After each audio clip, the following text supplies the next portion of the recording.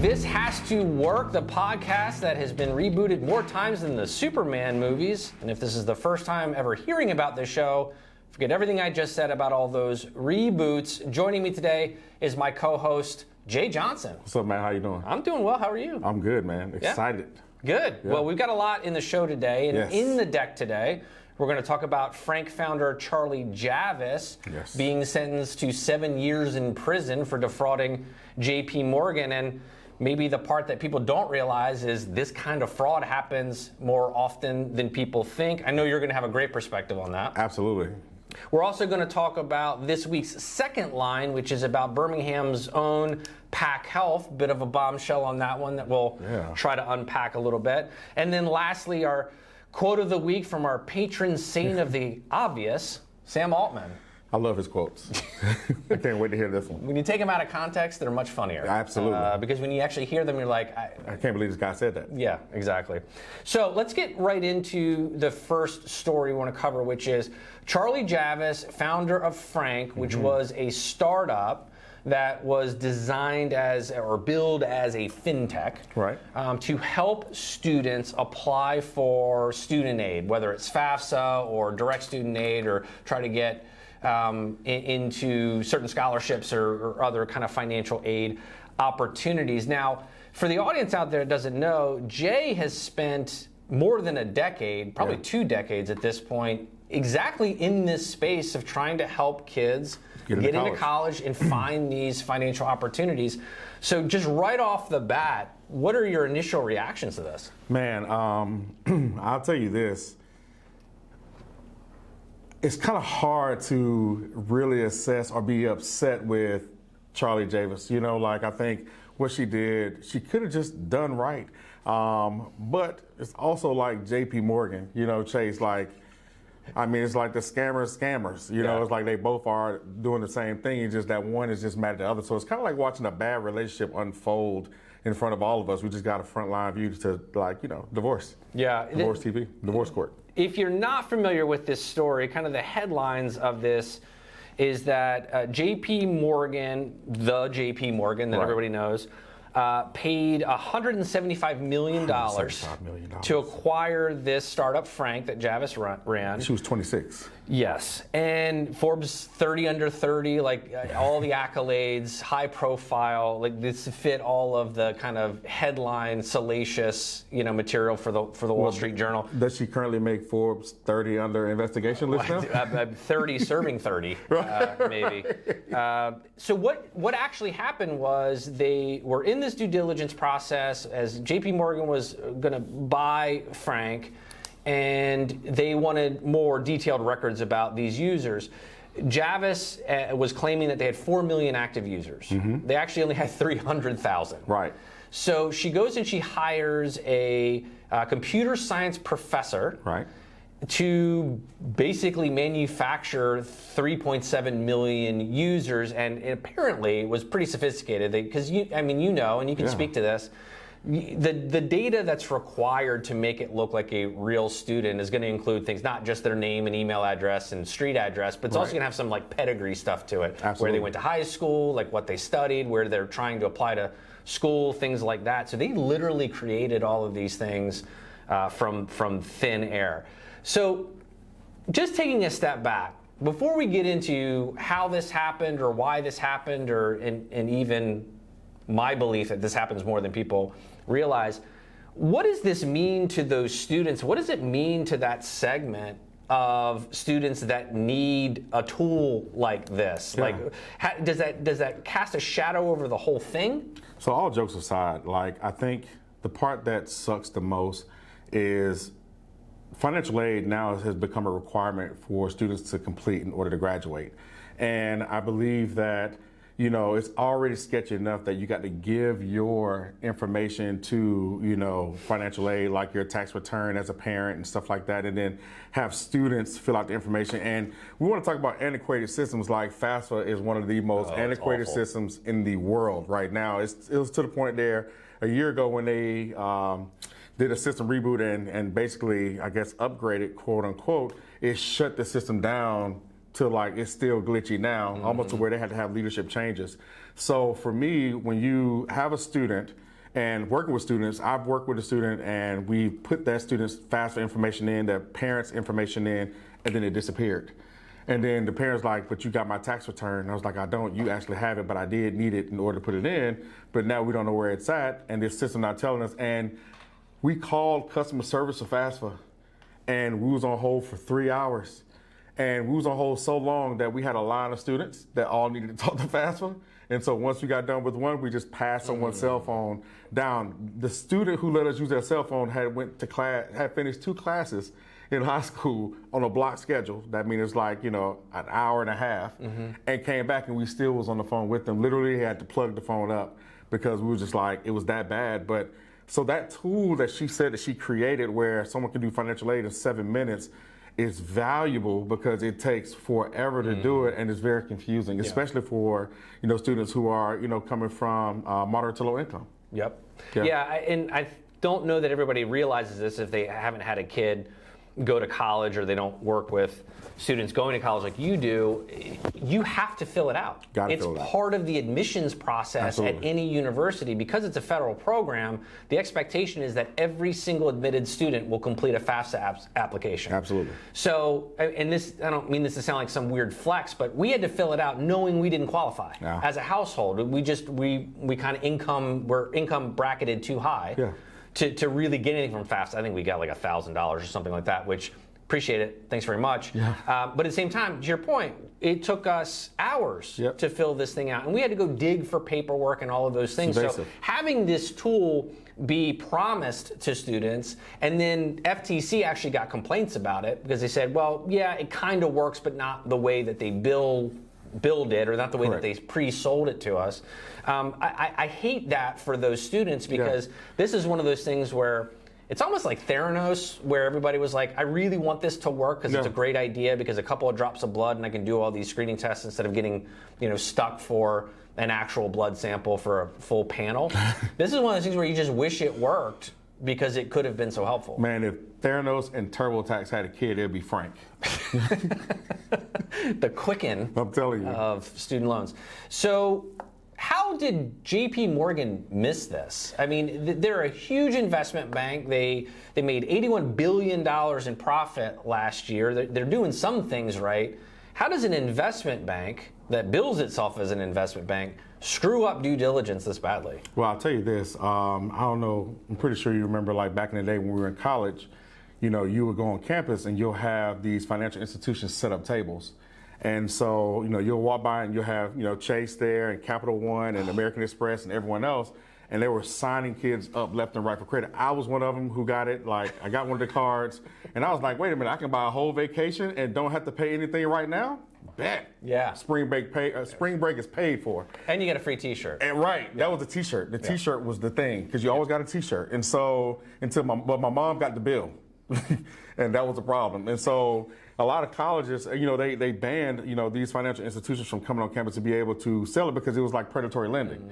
And so essentially, when you look at what JP Morgan Chase was trying to do, they were buying, a list of students to kind of advertise their products to. So credit cards and loans and stuff like that. So they set up a virtual table.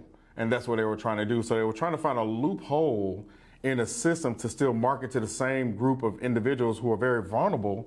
And yet they got mad because they were trying to scam kids and they got scammed. Yeah, because it was basically free money to a bunch of broke kids. Absolutely. I mean, it sounds great on paper. Yep. One of the things that surprised me about all of this was how public it became. I guess based on the amount of money you're talking about and the amount of fraud, it was inevitable that it became public. But I always thought this was kind of a weird thing to, like, could JP Morgan not figure out how to do this a little more quietly or what have you? But the good news is about it being so public was a lot of the details came out about how it transpired. Right. What was interesting was this was one of a dozen different companies they were looking at. They were trying to basically create this, buy versus build, which we hear about all the time, like kind of what Target did with Shipt here locally, right? Instead of building Shipt, they just bought Shipt. So they immediately had all of that, all those feature sets, all of that availability for their customers, as opposed to taking 18, 24, 36 months to replicate the technology for themselves. So they were doing all of these and they were trying to move really fast. And I think what ended up happening was there was this pressure to get these deals done. You know, and I know that in these kinds of deals, especially in like M&A for startups, like these deals have to move fast or they fall apart. Got to. Yeah, they just kind of collapse under their own weight, the inertia, or the 13 other things that JP's looking at. Absolutely. What was interesting to me was they were moving so fast that they didn't catch this, and they didn't catch this until 15 months after they purchased the company. They tried to do a mass email, and then basically probably 3.7 million emails bounce back. That has to be the record at JP Morgan Chase of returned mail. Yeah. Like, that's crazy. 3.7 of the 4 million you thought you were emailing turned out to be fake. So they do an internal audit. They start going in, they start realizing, no, these are all made up. They file suit. There's actually 2 judgments against Javice. One was civil, and then this one was criminal. So civil, I think it was like $250 million civil suit that JP Morgan won. And then something came out today that it just blew my mind. Javice had in the contract, or in the, I guess, the equity purchase agreement, when JP Morgan purchased it, she had a durable clause in there, which is that JP Morgan had to pay her legal expenses until they could figure out who was in the wrong. So in other words, they had to front her own legal costs. It was $115 million. Shout out to her attorneys. Apparently, because now you can't get blood from a turnip. No. It's not a traditional loan, so there's no interest on it. It's basically she's saying, I can't pay it. That's it. And they walk away from it. Meanwhile, they footed the bill on top of the $175 million they paid for the company, $115 million in legal fees. She won on that one. Apparently. One of the things I think people don't understand, they look at something like this and they go, how in the world did that happen, right? It's the same question we're asking right now. How does a multi-billion dollar, one of the world's largest, most sophisticated banks screw up due diligence? Yeah, I think the biggest part is it's all about timing. Like, what time period in which they made that purchase and why. So you got to understand the fiscal year in which education runs on. So fiscal year Q1 is July 1st, Q4 is June 30th. So typically Q1 start, funding is available for these schools. Come October, August 1st is when applications open. October 1st is when financial aid open. So at the end of the day, when you're looking at when FAFSA is applied, it's applied in August, September to the institutions.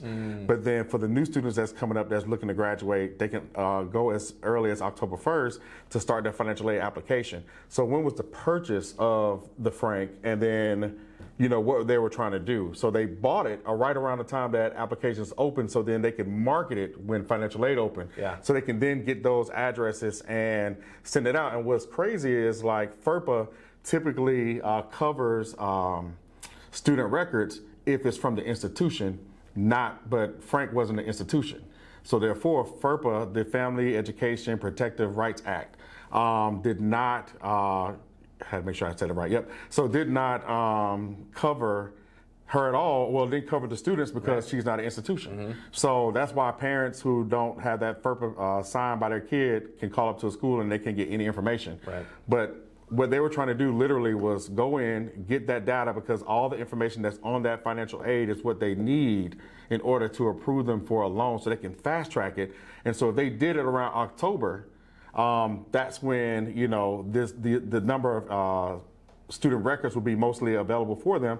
They just want to hurry up and do it. And I mean, when you look at it, I think even in her slide decks, and I think she equated it off of 4.25 million people visited her account, visited the website, not necessarily were active users. And so, but she, in all her pitch deck, she just kept saying we have 4.25 million users and they trust us and things of that nature. But when you really look at it, it's kind of like how the influential market is now, like influencers. It's not about how many followers you have, it's about how much engagement you have. And so what she sold was the engagement side of it. If you really look at it, she had 300,000 emails, and I think she had, out of the 300,000 actual student emails that she had that were legit, she had 150 of them that actually started the account. That's a 50% conversion rate. That's not bad at all for a startup.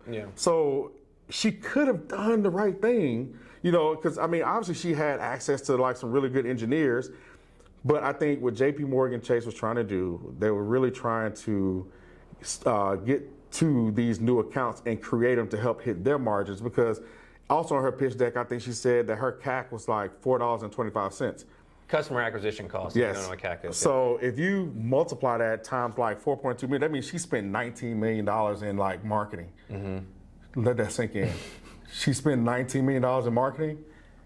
And so like, this is a financial firm, so they know numbers. What? Like, that's what it is. What? So they were literally saying, okay, if we can get this 4.2 million, how many can we set up? Like, how many bank accounts can we get? Yeah. That's why. Yeah, make no mistake, the enterprise value, I'm sure in JP Morgan's minds, was the users. Absolutely. I mean, software is software at this point. I hate to say that for any engineers out there breaking your heart right now, but the software isn't the enterprise value. It's specifically in this situation, it's the users, and when you're overstating them by some magnitude of 100 times plus, that's bad. From the investor's perspective, I've done a bunch of due diligence and I've done a bunch of underwriting for deals like this, and the thing that always happens is these kinds of frauds happen all the time. Yeah. And it's on a sliding scale, right? So some things are just outright fraud, criminal negligence, like what we're talking about with Frank and with Charlie Javice. But then there's a sliding scale, and you've had experience with this, which is you have a founder that's like, I'm fudging a number, right? Or it's completely accidental. I put a wrong number in a wrong cell of a spreadsheet that's in a data room, and I'm just trying to figure out like how to get this stuff to an investor so they can review it. It's an honest mistake. Yeah. You ask a question about it, they clear it up, you move forward. Often it's not a material issue. Right. But there's also the next kind of step towards what I would consider fraudulent behavior, which is I'm now omitting stuff that's problematic. Correct. I'm not going to talk about something that's difficult or that I think may hurt my fundraise or may hurt my standing in the market or with this investor. Right. And so I'm just not going to talk about something.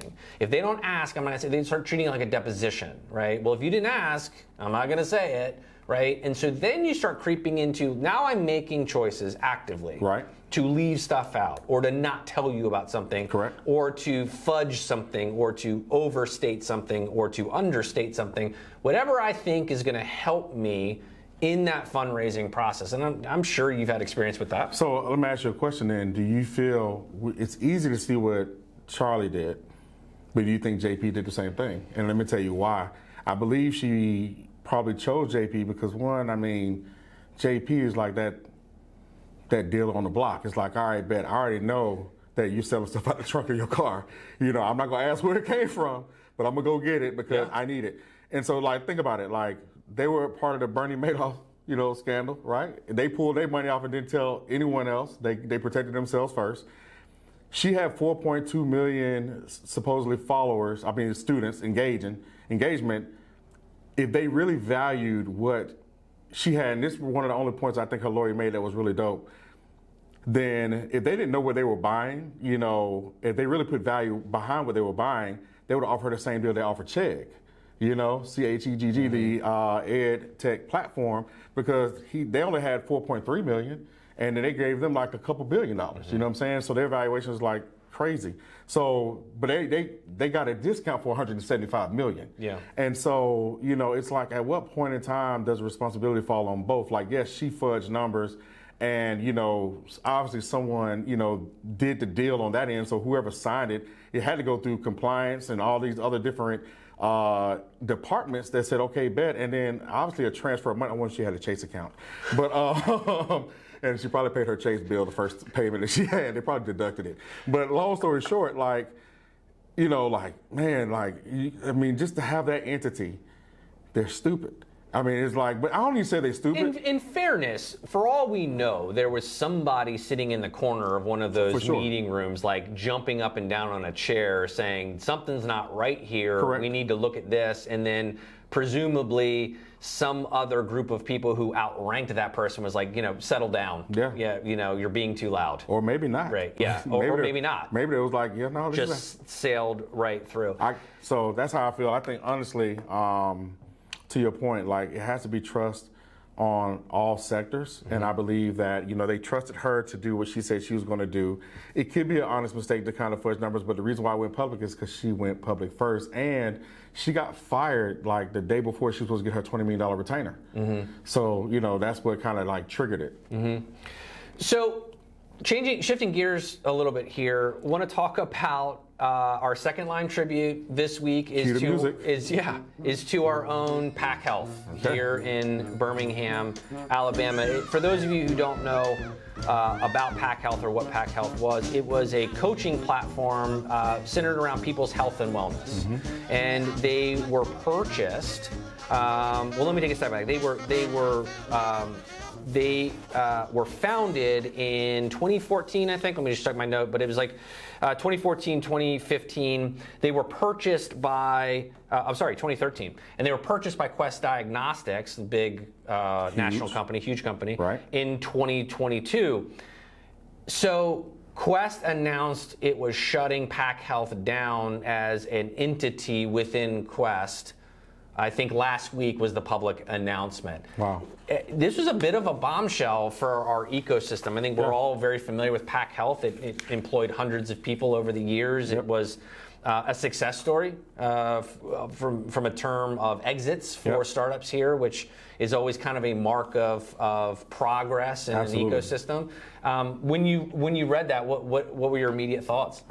Man, I feel sorry for those who got laid off, obviously, and whatever decision Quest made, that was just like 3 years after purchasing Pack Health. I just think that was like, man, like they had to realize that it was something that was completely off and they needed to do it. But what sucks is that also the same way we give praise and how that can help the ecosystem, that also can hurt the ecosystem as well. And it can keep companies like Quest not wanting to do business with, smaller, mid-major market founders. If I'm being completely candid, I never truly understood that business model. Yeah. And it really made just the idea of, would people get a benefit through their employer, through their insurance provider, through someone else, would pay for them to have access directly to a health coach or a wellness coach, and they're literally talking to people on the phone. Like this isn't an AI agent, this isn't on email, this isn't text, although it may have incorporated some of those things at the end, but the idea at the core of it was that you had this personalized health coaching, and I never really understood that as kind of millennials started to be more of that market, because I don't know if you know this, Jay, but millennials don't actually like talking to people. Yeah, I can believe that. Well, I think the latter end of the millennials, the beginning, early millennials, maybe like the Gen X leading into millennials. Because they like. If you ever see a younger millennial, for sure, and their phone rings, it's like they've been caught. Doing something bad, like robbing a bank. Do not disturb was for them. 100% fear on their faces of like, I don't know what to do with my hands. Right? What is this? What is this noise? What is happening right now? And they would just rather text, right? I mean, literally, the advent of the voicemail that came along, and it was like, for a faster response, text me, which was the nice way of saying, if you leave me a voicemail, I'm going to delete it and I'm never calling you back. So you should probably just text me. Absolutely, which is wild because Gen Z liked the FaceTime. Just trying to figure out the middle, but go ahead. So to me, it feels a little bit like the market walked away from them. Maybe it just kind of evolved. And that's an interesting thing that I don't know that everybody kind of triangulates on. In a startup, right? Or especially in a growing startup, a thriving startup, a bunch of things have to happen for you to be successful. Like you have to have a good solution.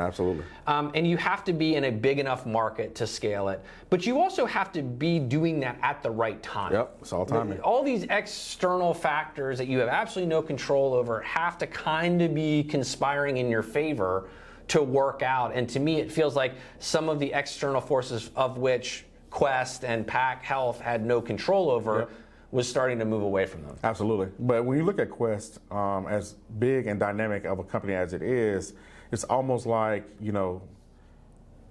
we have something that's innovative and they're not that innovative, and someone that can come in and sell something that they feel like should be like a hot buzzword at the time, but you would even think post-COVID that they would know that I don't know about a good fitness coach over the phone, but that's neither here nor there or whatever it may be. But long story short, they just felt like they are not that innovative and they bought into something without like really exploring it. And who knows, like the individuals who made the decision, probably people who like to talk on the phone. I was surprised that they announced that they were shutting it down. I mean, you've already paid for it. You already have it. Like, do you just scale it down? Do you repurpose it? Do you take some of whatever technology or IP was wrapped up in that transaction? Is there no other way to use it? It felt like an interesting kind of a totalitarian approach. Just like, no, it's done. Yeah, it's just like in college athletics, like when they fire a coach mid-season, and then they open the portal, the transfer portal for 30 days. Gone. And then students got 30 days to figure out they want to get in the portal after the fourth game. Yeah, for sure. Yeah. Well, to all of our friends at Pack Health, may the road rise to meet you and the wind be always at your back. God bless you. God bless you. So, what did we learn today, Jay? Man, I'll tell you this. People who are always looking for a discount get scammed. That's it. That's all I have. Too good to be true. It probably is too good to be true. Sometimes you gotta look at it for what it is. It's a gamble on both sides. Yeah. So if you're looking for a scam, you'll get scammed. Yeah. And stop signing up for those stupid credit cards. Yeah. When you're 18, 19 years old. Absolutely. You're going to be paying it off until you're 40. Right. Or not. Yeah, for sure. Somebody will. And we also learned that JP Morgan's due diligence probably sucks. Yes. Or that just might be their MO. You got to look at it. Sometimes if you keep doing the same thing, that just might be who you are. Just throwing it out there. Do your own research, make your own opinion. These opinions are completely mine. Before we let you go, we're going to leave you with St. Samuel's quote of the week. Quote, "I don't think people spend nearly enough time thinking about what they like and what they're good at." Yes. Just genius. Absolute genius. Well, that's it for this week's episode. As always, like, comment, and subscribe, and we'll see you next time. See you later.